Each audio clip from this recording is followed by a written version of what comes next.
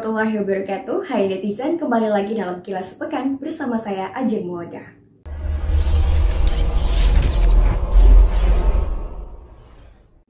Netizen, pemerintah Kota Gorontalo mengapresiasi Bank Indonesia yang menyediakan gerai penukaran uang kecil. Gerai ini memudahkan warga untuk menukarkan uang jelang Idul Fitri. Gerai penukaran disediakan di lapangan Taruna Remaja, kantor perbankan, City Mall, dan juga lapangan Limboto.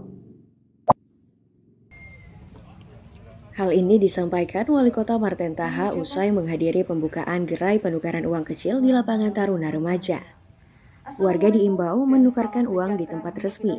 Penukaran uang kecil dimulai tanggal 25 April hingga 27 April 2022.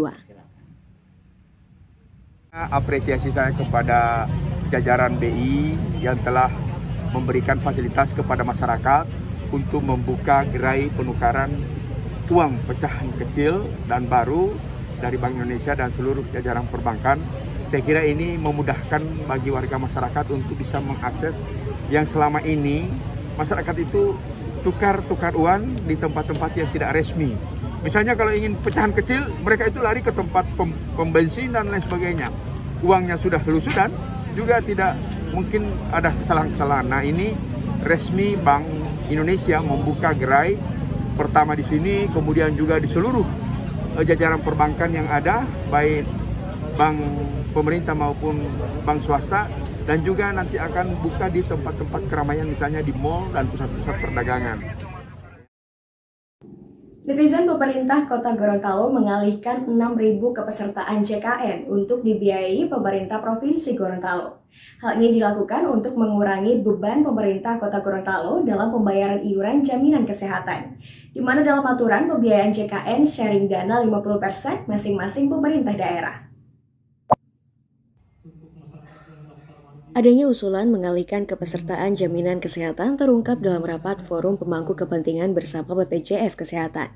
Saat ini kedua pemerintah daerah membiayai 45.000 kepesertaan, dengan masing-masing 22.000 pembiayaan pemerintah Provinsi Gorontalo dan 24.000 dibiayai pemerintah Kota Gorontalo. Sehingga terdapat 6.000 warga yang diusulkan untuk dibiayai pemerintah Provinsi Gorontalo. Yang pertama, masalah kepesertaan. Kepesertaan kita itu kan ada yang dibayar iurannya oleh pemerintah Kota Gorontalo, oleh pemerintah provinsi, dan JKN nasional. Nah, kalau pemerintah provinsi dan pemerintah Kota Gorontalo itu harusnya menanggung 50%. Nah, jadi masih ada kurang lebih ada 6.000 jiwa lebih kepesertaan yang harus menjadi beban daripada provinsi, masih kami beban, sehingga kami nanti akan menindaklanjuti, mudah-mudahan pemerintah provinsi akan mengambil alih itu sehingga bisa mengurangi beban iuran yang ditanggung oleh pemerintah kota sekarang ini. Netizen, 86 CPNS dan P3K menerima SK Wali Kota. 86 CPNS dan P3K hasil seleksi formasi tahun 2021 diharapkan dapat melaksanakan tugas sesuai dengan aturan dalam pelayanan publik. Penyerahan SK bagi 86 CPNS dan P3K berlangsung di Aula Bandayo Loyeladia, Rumah Dinas Wali Kota Gorontalo. Profesi ASN sebagai pelayan publik harus mematuhi aturan yang berlaku. Penerima SK terdiri dari 38 orang CPNS, 24 P3K tahap 1, dan 24 orang P3K tahap 2. Karena itu pada kesempatan ini, saya hari ini memberikan gambaran kepada saudara sekalian, sehingga saudara-saudara bisa punya wawasan, pemikiran ke depan, bagaimana saya bertindak dan bersikap sebagai aparatur sipil negara. Karena kita masuk di lingkungan ASN, maka kita diatur oleh berbagai aturan. Ketat, saudara sekalian, sangat ketat, tidak mudah. Apalagi aturan-aturan sekarang makin lebih memperketat ruang lingkup ASN bergerak. Tapi orang sudah mudah. Kalau bukan ASN tidak ada. Sedangkan di tengah-tengah masyarakat diperhatikan itu tidak ada aturan, tapi ada semacam di tengah masyarakat. Netizen Wali Kota Marten Taha meminta OPD terkait untuk melakukan percepatan pencapaian presentasi dalam evaluasi Karsubga, Koordinasi Supervisi dan Pencegahan Korupsi atau Korsubga. Program KPK Republik Indonesia mendorong pemerintah daerah untuk mengelola keuangan yang transparan, akuntabel melalui Monitoring Center for Preventing. Hal ini dibahas dalam rapat evaluasi Korsubga Triwulan 1 tahun 2022 di Aula Kantor Wali Kota Gorontalo. Momentum kegiatan evaluasi menjadi motivasi OPD terkait untuk meningkatkan percepatan akselerasi di 7 area intervensi Korsubga.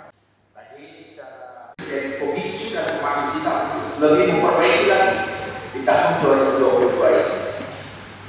Sehingga saya berharap setelah rapat koordinasi evaluasi yang kita laksanakan sekarang ini ada tidak lanjut untuk melakukan akselerasi percepatan pencapaian presentasi di 7 area intervensi ini, di mana yang kita akan lakukan harus berdasarkan koordinasi yang kita lakukan dengan inspektorat, sehingga kita akan tahu persis di mana poin-poin titik-titik yang perlu kita dorong dan kita percepat pencapaiannya dari 7 area intervensi.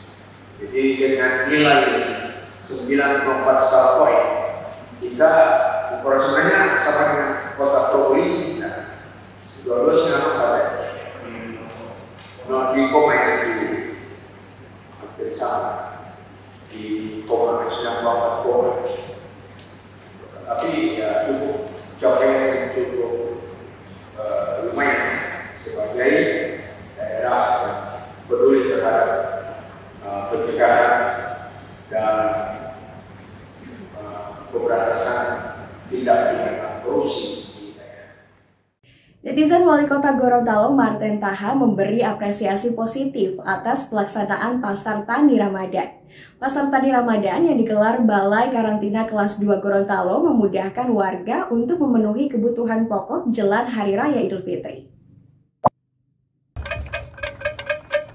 Pasar Tani Ramadan menjual berbagai kebutuhan pokok di bawah harga pasar. Kegiatan ini merupakan program Kementerian Pertanian untuk menyediakan bahan kebutuhan pokok masyarakat jelang Hari Raya Idul Fitri. Wali Kota mengimbau kepada warga untuk tidak membeli secara berlebihan.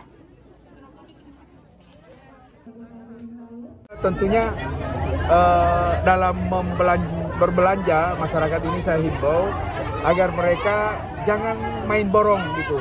Karena ini untuk kebutuhan orang banyak.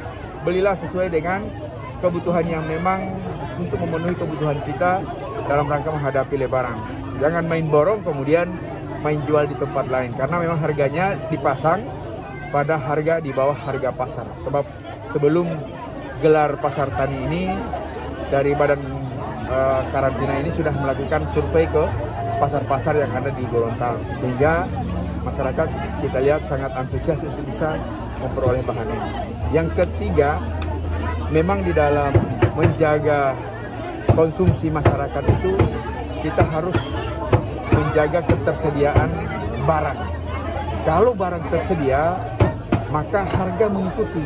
Dan jika harga mahal, maka intervensi pemerintah perlu.